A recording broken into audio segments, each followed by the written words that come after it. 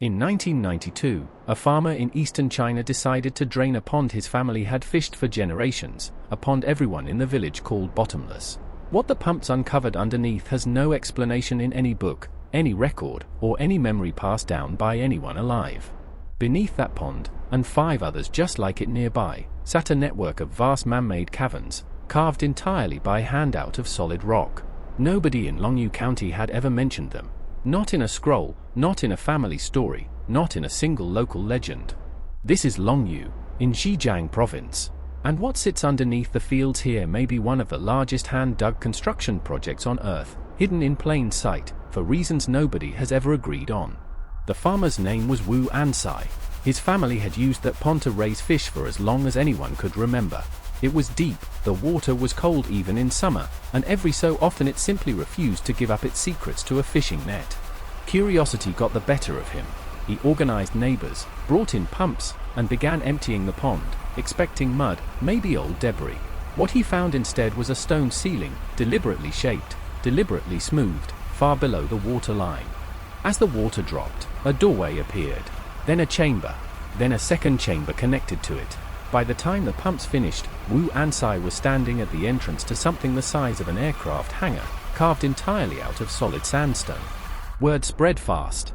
Archaeologists arrived within weeks, and what they found only deepened the mystery. This was not one cave. It was one of at least 2 dozen, dug beneath an area of less than 1 square kilometer.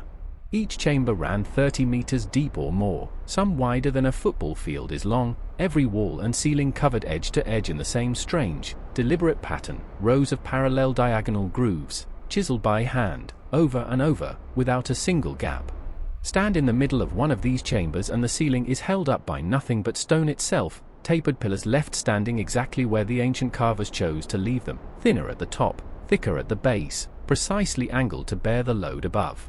Nobody planned to leave a record of this, or if they did, that record has never been found. And that, more than the size of the chambers themselves, is what has kept researchers awake at night for more than 30 years. Here is the number that changes how you think about this place. Engineers who have surveyed the full complex estimate that more than 1 million cubic meters of solid rock were cut, carried out, and disposed of to create these caverns.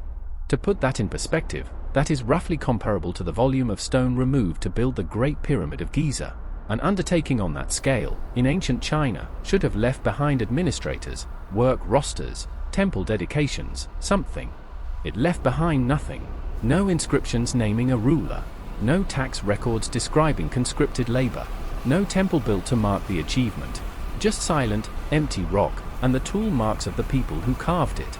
Estimates for how long this would have taken, using only ancient hand tools, run into the millions of workdays. That means either an enormous workforce for a short time, or a smaller crew laboring here for generations. And yet none of the great chronicles of Chinese history, some of the most meticulous record-keeping in the ancient world, mention a project like this ever taking place anywhere near Longyou. So the first real question is simple. If a workforce this large spent this many years underground, why does not a single historical record even hint that it happened? The tool marks themselves are the strangest clue. Every centimeter of wall and ceiling across every single chamber carries the same diagonal groove pattern, spaced with almost mechanical regularity, as if one master plan governed every hand that ever swung a chisel here. Modern stonemasons who have studied the pattern say it could not have been random or improvised. Each groove sits the same distance from the last, cut at nearly the same angle, in chamber after chamber, as if the carvers were following a shared, deliberate standard. That consistency is a clue in itself. A pattern this uniform, repeated across dozens of separate chambers, suggests organization, supervision, and a standard passed down, not dozens of independent groups digging on a whim. But organized by whom? For what authority would a project this vast, this disciplined, and this secret have been justified? That question brings us to the theories, and there are more than a few. The most straightforward theory is also the least exciting. This was simply a quarry.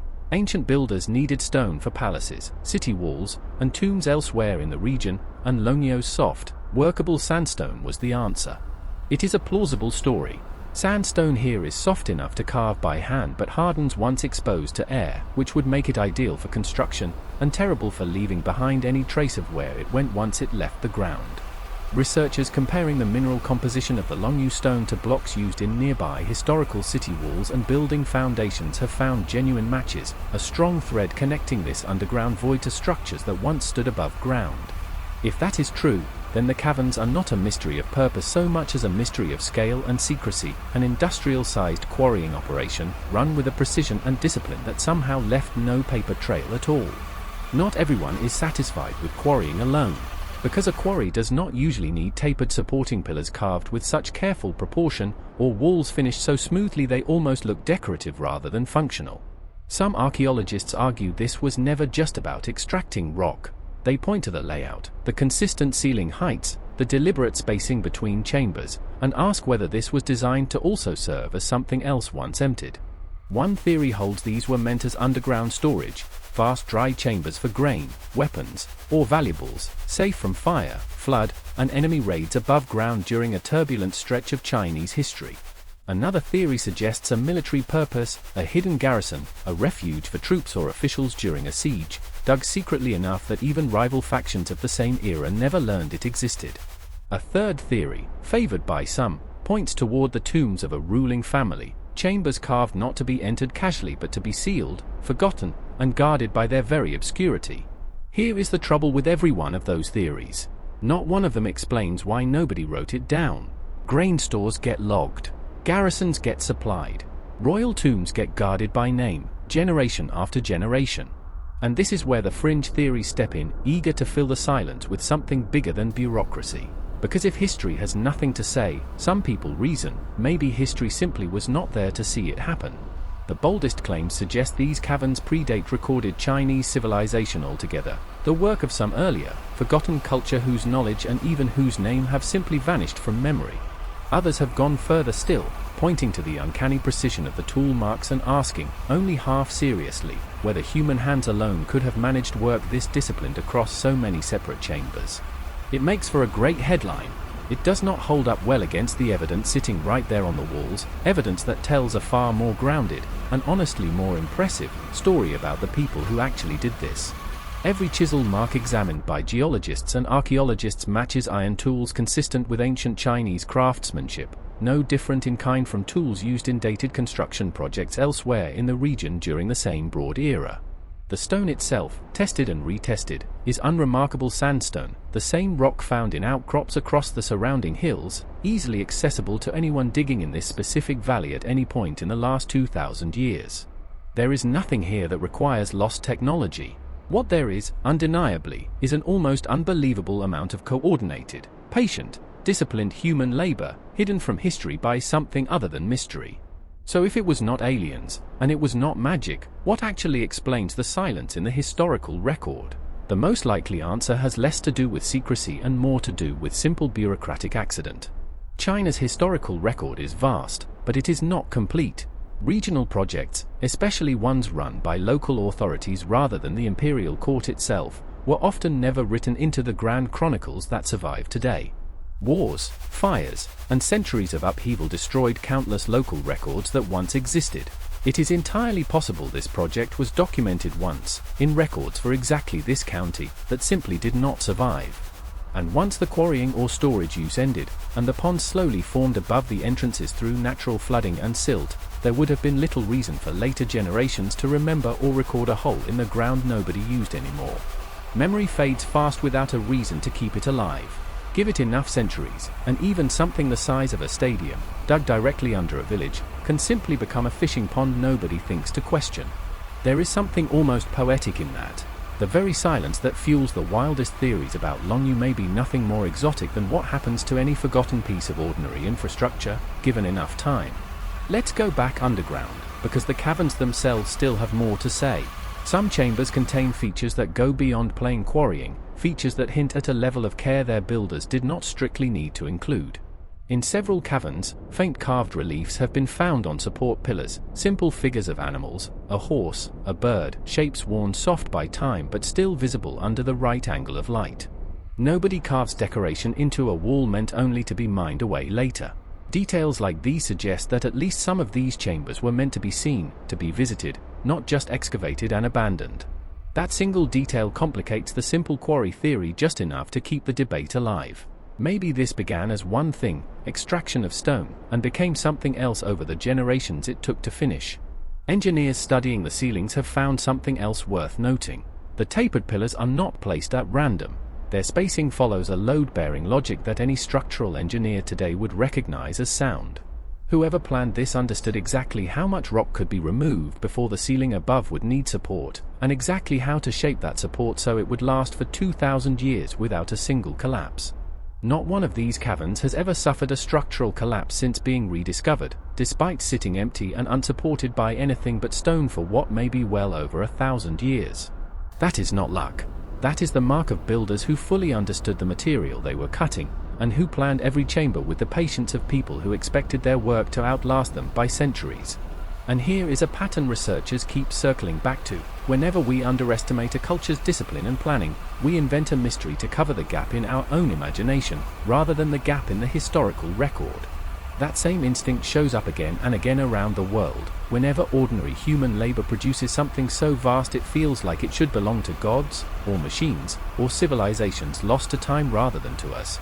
Back to Longyou specifically. Since the 1990s, only a handful of the estimated dozens of chambers beneath this small area have even been fully drained and explored. Most remain flooded, sealed, and unexamined to this day. That means whatever final answers exist, about scale, about purpose, about exactly who ordered this built, may still be sitting underwater, waiting for the next farmer curious enough to start pumping. Local authorities have since drained and opened several caverns to visitors, installing walkways and lighting so people can walk through chambers that sat in silent darkness for who knows how many centuries. Tour guides today can point out the pillars, the tool marks, even the faint carved animal reliefs. What they still cannot do, with total confidence, is tell you who built this, or exactly why. Modern engineers who tour the site often walk away the most impressed of all, because they know exactly how difficult it would be to plan and execute a project like this even with today's tools, let alone with hand chisels alone. So let's return to where we started. Wu Ansai emptied his pond expecting mud. What he actually uncovered was proof that an entire chapter of engineering history simply slipped through the cracks of memory. The leading, best-supported answer, backed by matching stone samples, consistent tool marks, and sound engineering logic, is that this began as an enormous, highly organized quarrying operation for construction stone used elsewhere in the region. Over time, at least some chambers likely took on a second life, as storage, as shelter, or as something quietly ceremonial, hinted at by the carved reliefs nobody strictly needed to add.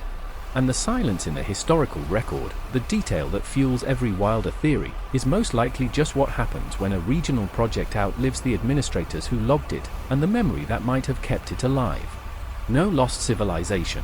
No forgotten technology.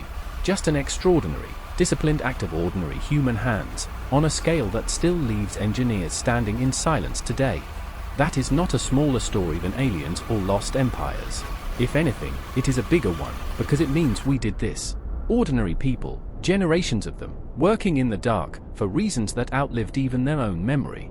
And it means somewhere beneath those remaining flooded ponds, more of that story is still waiting, sealed under water and silt, exactly the way this one was until a single curious farmer decided to start pumping. The Longyou Caverns are not proof that history forgot something impossible. They are proof of how easily history can forget something merely enormous, if nobody happens to write it down at the time. Every parallel groove on every wall down there was cut by a real hand, holding a real chisel, following a real plan that someone, somewhere, once fully understood. That plan is gone now. But the grooves remain, patient and silent, exactly where the last chisel left them.